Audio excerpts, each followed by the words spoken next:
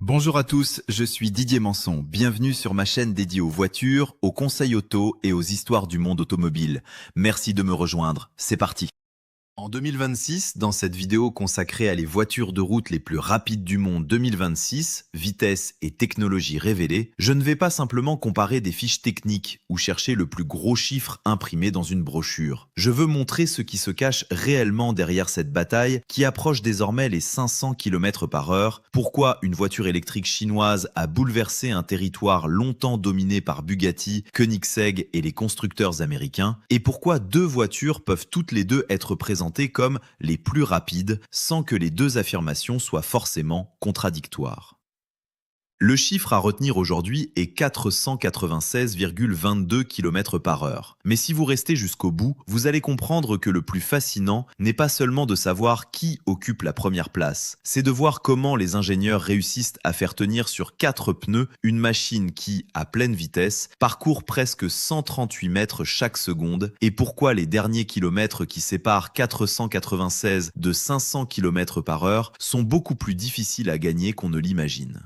Avant de parler des voitures, il faut définir ce que j'entends par voiture de route. Une voiture de route n'est pas un véhicule de record terrestre construit uniquement pour rouler sur un lac salé. Ce n'est pas une monoplace de compétition et ce n'est pas non plus un prototype de laboratoire qui n'a aucune vocation à être vendu. Dans le monde des hypercars, on parle généralement d'une automobile issue d'un programme de production destiné à des clients et conçue pour pouvoir entrer dans une logique d'homologation routière. Mais il faut immédiatement ajouter une nuance importante pour nous, en France. Voiture de route ne veut pas dire qu'un exemplaire précis peut automatiquement recevoir une carte grise française demain matin. L'homologation dépend du marché, de la configuration, des équipements et des règles applicables. Et de toute façon, même lorsqu'une hypercar est parfaitement légale sur route, ses performances maximales n'ont rien à faire sur le réseau ouvert. En France, la vitesse maximale générale sur autoroute reste de 130 km/h par temps normal. À 496 km/h, on roule près de 4 fois plus vite. Ce genre de performance appartient donc aux pistes d'essai, aux aérodromes, aux portions spécialement fermées et à des protocoles où chaque détail est contrôlé. Le nom qui domine la conversation en 2026 est Yangwang U9 Xtreme ou U9X. Le 14 septembre 2025, cette hypercar électrique a atteint 496,22 km/h sur la piste ATP Automotive Testing Papenburg en Allemagne. C'est aujourd'hui la référence mondiale de vitesse de pointe annoncée et mesurée pour une voiture de série et ce résultat a dépassé les 490,484 km/h de la Bugatti Chiron Supersport 300+. Ce qui rend l'événement historique, ce n'est pas seulement que le record change de marque. C'est que, pour la première fois à ce niveau, la voiture qui s'installe au sommet est entièrement électrique. Pendant des décennies, quand on imaginait la voiture la plus rapide du monde, on pensait à un énorme moteur thermique, à des turbos, à des échappements brûlants, à des réservoirs qui se vidaient à une vitesse délirante. Le U9 Xtreme arrive avec une autre logique. 4 moteurs électriques, une architecture électrique de 1200 volts, plus de 3000 chevaux au total et des moteurs capables de tourner jusqu'à 30 000 tours par minute. Ce n'est plus l'électrique qui cherche à imiter de l'hypercar thermique, c'est l'électrique qui impose maintenant une nouvelle référence de vitesse absolue. La base technique du U9 Xtreme vient du Yangwang U9, mais la version Xtreme pousse pratiquement chaque élément critique dans une autre dimension. L'architecture haute tension passe à 1200 volts, ce qui permet de travailler avec des puissances énormes tout en maîtrisant mieux les intensités électriques. La batterie Blade au lithium fer phosphate est adaptée à des taux de décharge extrêmement élevés, parce qu'à près de 500 km/h, le problème n'est pas seulement de disposer d'une grande quantité d'énergie, il faut pouvoir la libérer très vite, de manière stable, sans faire exploser les températures. Les 4 moteurs permettent aussi un contrôle extrêmement fin de la motricité et de la répartition du couple, un avantage précieux pour exploiter la puissance et préserver la stabilité. Le châssis et la suspension Dissus X ont reçu un réglage spécifique et les pneus semi-slick utilisés pour la performance sont eux aussi des pièces essentielles du puzzle. À ce niveau, le moteur n'est presque jamais le seul héros. La production du U9 Xtreme doit rester extrêmement limitée, à 30 exemplaires au maximum. C'est peu, évidemment, Mais c'est justement l'un des critères qui permet de distinguer une vraie série limitée d'un simple prototype unique construit uniquement pour une tentative. Cela ne supprime pas toutes les discussions sur la notion de voiture de série, surtout lorsque l'on compare des constructeurs qui n'utilisent pas exactement les mêmes protocoles, mais cela donne au U9X une légitimité que n'aurait pas un démonstrateur sans client. Et je veux être précis sur un point. Dire que le Yangwang est aujourd'hui la référence en vitesse de pointe ne signifie pas que tous les débats sont terminés. Son chiffre de 496,22 km/h ne correspond pas au même type de protocole que le célèbre record aller-retour de Koenigsegg. Une pointe maximale dans un sens et une moyenne calculée sur deux passages opposés sont deux choses différentes.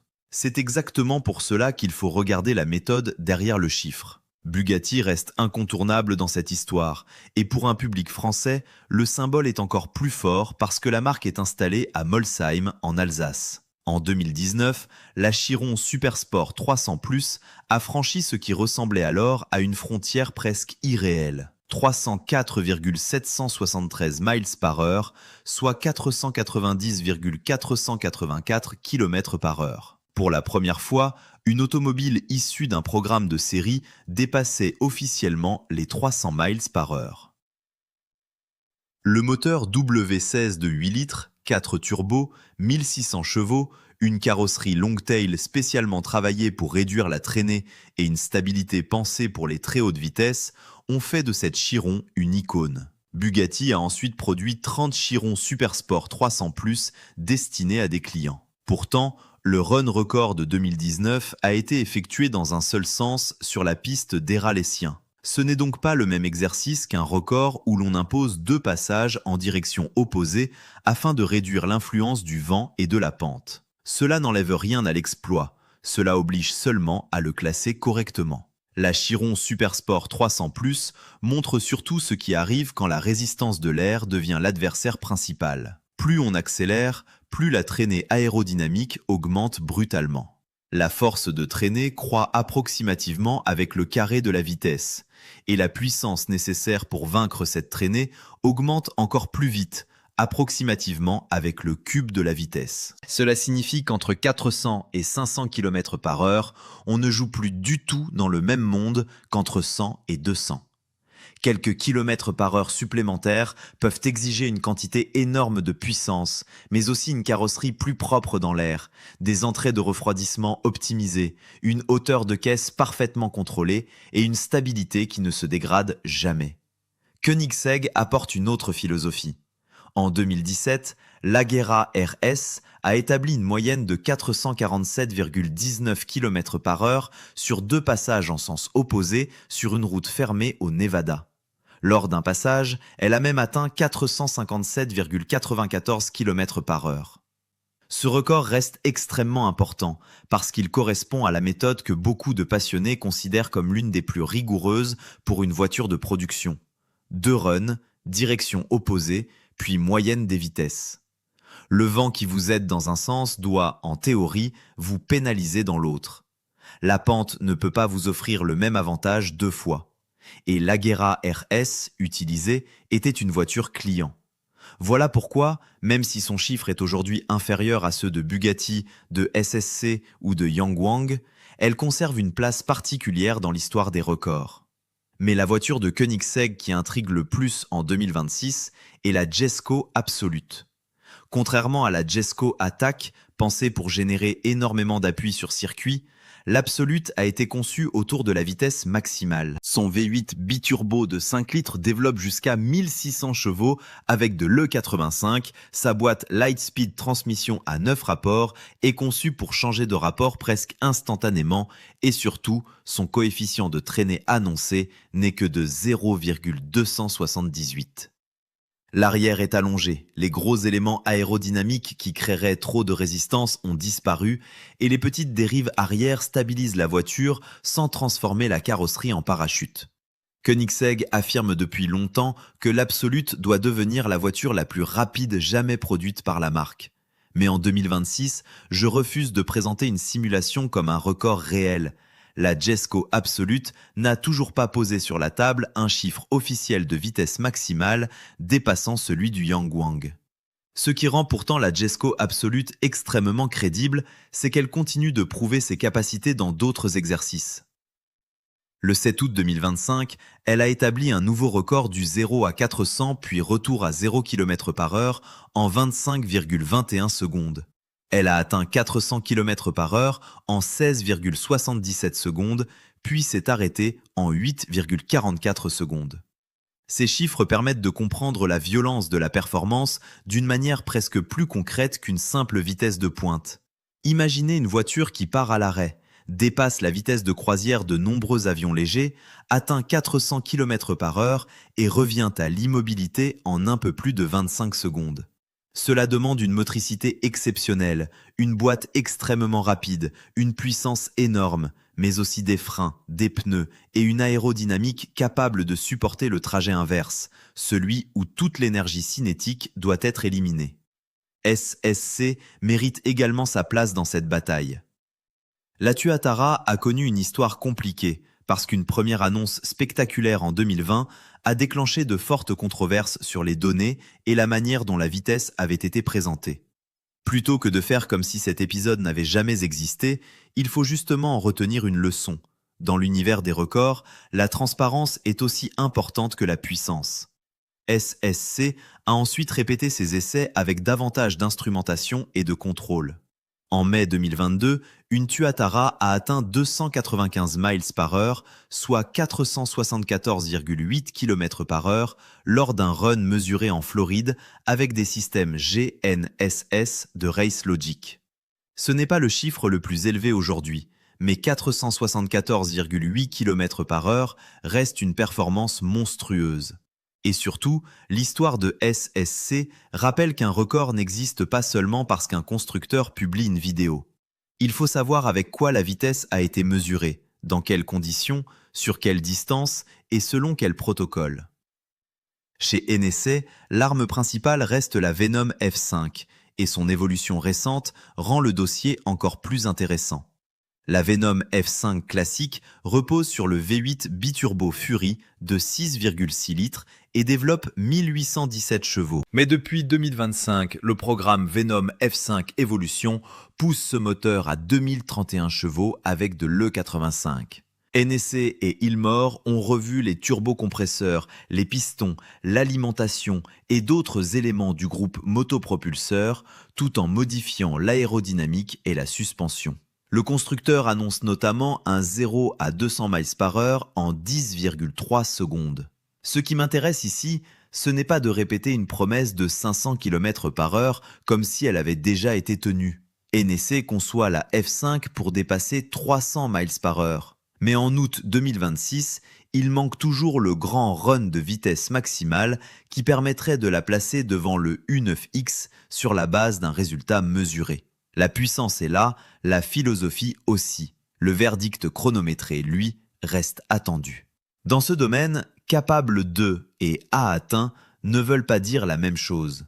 Une simulation peut montrer qu'une voiture possède la puissance et l'aérodynamique nécessaires pour dépasser 500 km/h. Mais tant qu'elle ne l'a pas réellement fait dans des conditions documentées, on parle de potentiel. La Jesko Absolute et la Venom F5 sont des candidates très sérieuses, mais en 2026, le chiffre réel de 496,22 km/h du Yangwang reste plus fort qu'une vitesse théorique supérieure. Le Rimac Nevera R mérite lui aussi d'être cité, même s'il n'est plus le détenteur de la vitesse de pointe électrique. En 2025, cette évolution de la Nevera a atteint 431,45 km/h et a établi une série impressionnante de records d'accélération. Avec 2107 chevaux, 4 moteurs et un système de répartition du couple capable d'ajuster en permanence la puissance envoyée à chaque roue, le Nevera R montre une autre manière de concevoir la performance électrique. Son objectif n'est pas seulement de réduire la traînée au minimum, il doit aussi freiner très fort, tourner, transmettre sa puissance et rester exploitable. Son aérodynamique génère davantage d'appui que celle d'une pure machine de VMAX, et c'est précisément là que l'on comprend qu'une voiture plus performante n'est pas forcément la voiture la plus rapide en vitesse maximale. Pour aller chercher un record absolu en ligne droite, l'appui aérodynamique devient un compromis. Il rassure la voiture, mais il crée aussi de la résistance. Bugatti illustre parfaitement ce compromis avec sa nouvelle Tourbillon. Cette voiture ouvre une nouvelle époque à Molsheim avec un V16 atmosphérique de 8,3 litres associé à un système hybride. Sa vitesse maximale annoncée avec le dispositif prévu pour la haute vitesse atteint 445 km/h. C'est moins que le record de la Chiron Supersport 300+, et ce n'est pas un échec. Cela montre simplement que l'objectif d'une hypercar moderne ne se résume pas toujours à un seul chiffre. La Tourbillon doit combiner réponse d'un moteur atmosphérique, assistance électrique, accélération, aérodynamique, luxe, comportement et utilisation réelle. En 2026, son développement se poursuit encore et il serait trompeur de la présenter comme une nouvelle détentrice d'un record qu'elle n'a pas établi. En revanche, elle est essentielle pour comprendre où va la technologie. Même Bugatti, symbole du W16 et de la vitesse thermique pure, entre désormais dans l'ère hybride. À presque 500 km/h, l'aérodynamique devient une science de survie. Une voiture doit produire suffisamment de charge pour rester stable, mais pas au point de perdre des dizaines de kilomètres par heure dans la traînée. Le moindre conduit d'air, la forme d'un rétroviseur, la hauteur de caisse, l'écoulement sous le plancher, les turbulences autour des roues et la manière dont l'air se détache à l'arrière peuvent changer le comportement. Une petite instabilité qui serait à peine perceptible à 130 km/h peut devenir terrifiante à 450 ou 500. Le centre de pression doit rester prévisible. La voiture ne doit pas commencer à lever du nez, à flotter ou à réagir brutalement à une correction minuscule. C'est pour cela que les ingénieurs passent des milliers d'heures en CFD, en soufflerie, sur simulateur et enfin sur piste. Les pneus sont probablement l'élément le plus sous-estimé. À 496,22 km/h, chaque roue tourne à une vitesse extraordinaire. La carcasse du pneu veut s'étirer sous l'effet des forces centrifuges, la température augmente, la pression évolue et la moindre faiblesse devient potentiellement catastrophique. Un moteur peut avoir 3000 chevaux. Si le pneu n'est pas capable de survivre, ces chevaux ne servent à rien. Les constructeurs travaillent donc avec des manufacturiers pour contrôler la structure, les matériaux, l'équilibrage, les pressions et la température. Avant un run, on ne regarde pas simplement un pneu comme on le ferait avant de partir en vacances. On le traite comme un composant critique de très haute technologie. À cette vitesse, 4 petites zones de contact avec l'asphalte portent toute la promesse du record. Le freinage est tout aussi spectaculaire. L'énergie cinétique augmente avec le carré de la vitesse. À masse identique, une voiture roulant à 500 km/h possède 4 fois plus d'énergie cinétique qu'à 250 km/h. Et cette énergie doit être dissipée lorsque le pilote lève le pied et freine.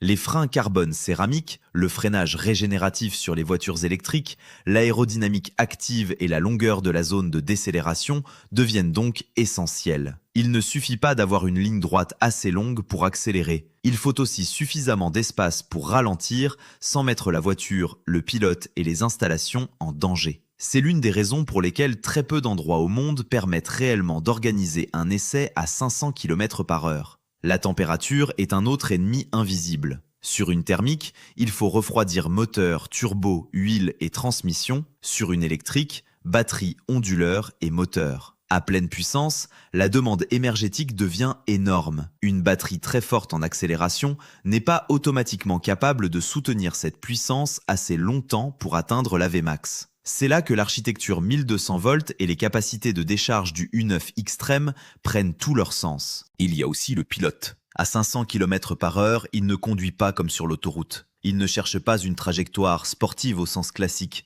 Il cherche la stabilité absolue. Chaque mouvement du volant doit être minuscule. Une rafale de vent, une irrégularité de la piste, un changement de grippe ou une vibration doivent être ressentis sans déclencher de correction excessive. Mark Bassang, qui a conduit le Yangwang U9 Extreme lors du run à 496,22 km/h, et Andy Wallace, qui a emmené la Bugatti au-delà de 490 km/h, ne sont pas simplement des personnes assez courageuses pour garder l'accélérateur enfoncé. Leur expérience permet de lire la voiture, d'interpréter une sensation avant qu'elle ne devienne un problème, et surtout, de savoir quand arrêter une tentative. Dans ce domaine, renoncer à un run parce qu'une condition n'est pas parfaite peut être une preuve de professionnalisme, pas de faiblesse. Alors, pourquoi continuer à chercher 500 km/h si, en France, personne ne peut légalement utiliser une telle vitesse sur route ouverte? Parce que le record agit comme un laboratoire extrême. Les solutions développées pour stabiliser une hypercar, contrôler une batterie à très forte puissance, refroidir des composants compacts, gérer le couple roue par roue, améliorer les pneumatiques ou réduire la traînée ne restent pas forcément confinées à 30 voitures de plusieurs millions d'euros. Certaines idées descendent progressivement vers des voitures plus accessibles. Pas sous la forme de 500 km/h, évidemment, mais sous la forme d'une meilleure efficacité aérodynamique, d'une gestion thermique plus robuste, d'une électronique plus rapide, de matériaux plus légers ou de systèmes de contrôle plus intelligents. Le record est inutile pour aller travailler, mais il peut être utile comme exercice d'ingénierie. Il faut également comprendre pourquoi le seuil des 500 km/h est si symbolique. En chiffres, passer de 496,22 à 500 km/h ne représente que 3,78 km/h. On pourrait croire que c'est presque rien. En réalité, lorsqu'une voiture est déjà proche de sa limite aérodynamique, gagner ces derniers kilomètres peut exiger de revoir les pneus, les rapports de transmission, la gestion thermique, le niveau d'appui, la puissance disponible et même le choix de la piste. Il faut aussi trouver une journée avec des conditions suffisamment bonnes. À ce niveau, le vent n'est plus un détail météorologique. La densité de l'air, la température, le vent de face ou de travers et l'état du revêtement ont une influence directe sur la sécurité et la performance. Les 500 km/h ne sont donc pas un simple réglage logiciel à débloquer. Si je devais aujourd'hui donner une réponse simple à quelqu'un qui me demande quelle est la voiture de route la plus rapide du monde en 2026, je répondrais le Yangwang U9 Extreme est la référence actuelle en vitesse de pointe mesurée pour une voiture de série avec 496,22 km/h atteint en septembre 2025. Mais j'ajouterai immédiatement que Koenigsegg Agera RS reste une référence historique pour le record moyen sur deux passages opposés, que la Bugatti Chiron Supersport 300+ demeure l'icône thermique des 300 miles par heure avec 490,484 km/h, que la SSC Tuatara a prouvé 474,8 km/h lors d'un run mesuré, et que la Jesko Absolute, comme la NSA Venom F5 Evolution, restent deux des machines les plus crédibles pour tenter de déplacer encore la frontière. Le classement dépend donc du type de record, mais le leader actuel de la pointe mesurée est clairement identifié. Ce changement de leader raconte aussi quelque chose de plus grand sur l'industrie automobile. Pendant longtemps, l'Europe et les États-Unis semblaient posséder presque seuls le territoire symbolique de l'hypercar absolu. Bugatti incarnait la puissance et le raffinement, Koenigsegg l'innovation obsessionnelle, NSA et SSC l'audace américaine. L'arrivée du Yangwang U9 Extreme au sommet montre que la Chine ne veut plus seulement être reconnue pour le volume de production, les batteries ou les voitures électriques grand public. Elle veut aussi démontrer une capacité d'ingénierie extrême et utiliser la performance comme vitrine technologique. Que l'on aime ou non cette évolution, elle change la compétition. Désormais, quand un constructeur européen prépare une voiture de 450 ou 500 km/h, il ne regarde plus seulement les mêmes rivaux qu'il y a 10 ans. Et je trouve que c'est là que 2026 devient une année particulièrement intéressante. Le thermique n'est pas mort, un V8 Koenigsegg de 1600 chevaux et un V8 NSA de plus de 2000 chevaux prouvent exactement le contraire. L'hybride devient une voie majeure avec la Bugatti Tourbillon. L'électrique a déjà pris le record absolu de pointe avec Yangwang et continue d'impressionner en accélération avec Rimac.